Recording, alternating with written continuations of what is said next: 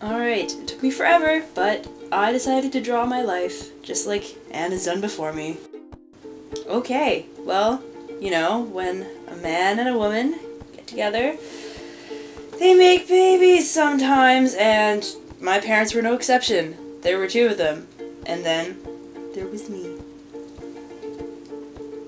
So there's not really many exciting stories about my birth. I was born in a hospital on September the 12th, 1994, but my grandmother was driving there and she got a speeding ticket because she was going so fast down the highway driving from Mississauga.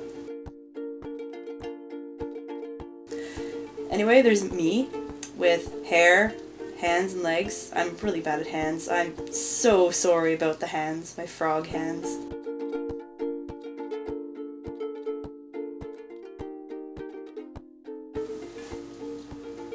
So my first memory was of a grocery store, actually. There's this chain in Canada called Zehrs, and I was there with my mom. She was like pregnant with my sister or something, so it was just me and her, and I got lost. I was just walking down an aisle, I don't know, I was like 2 or whatever, and I was just there, and then I lost my mom. I was like looking at something on a shelf, and then all of a sudden she was gone, and I didn't know where I was, and it was so scary. Oh my god, it was terrifying. So after that, I was like 2, my mom kind of had a case of the baby bump, and shortly afterward, there was also a mini-me! There was my sister. A really big influence on my childhood was my mom, and she taught us both of us to read at a very early age. I was reading like full chapter books in like grade 1 and 2, and I don't know, they became my best friends for a lot of when I was a kid, and even now, I just read a lot. That's how I survive, really. It's also where I got my impressive vocabulary. So there I was, me, with my face and my hair, and oh my god, sad face, adolescence. It was very scary. There was a lot of unfortunate haircutting, and oh, I got glasses, and then my hair grew out again. Different glasses, lots of different glasses. Oh god, adolescence wasn't very kind to me. So adolescence was terrible, but then, you know, high school was kind of terrifying. Unfortunately, movies aren't very accurate when portraying that.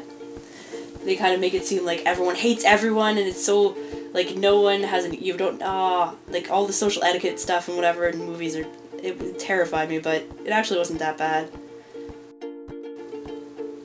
So I went to school in a smaller town next to a bigger city, and I was supposed to go to the high school in the small town, but I managed to escape to get to the bigger school, but unfortunately I didn't really know anyone. Literally 5 people from my school went to that high school, and I was really alone and didn't really know people in grade 9. It was pretty awful, and I never talked to anybody ever.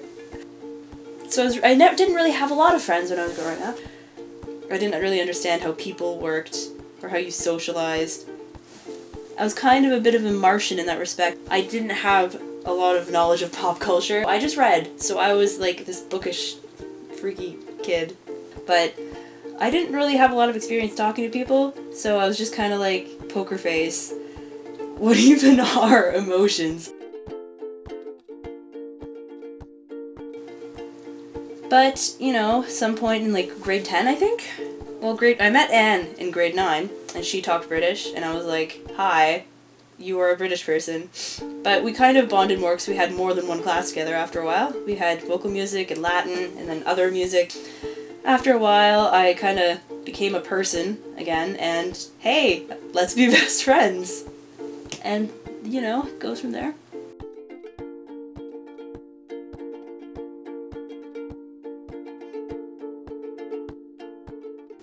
So there I am, my little face, and my glasses, and I was actually happy, and I grew some side bangs at some point during high school, and things were a bit better. And then, even though I had friends, I kind of went through a thing in grade 11 and 12, and I didn't, what is my purpose? I didn't know what my purpose was in anything.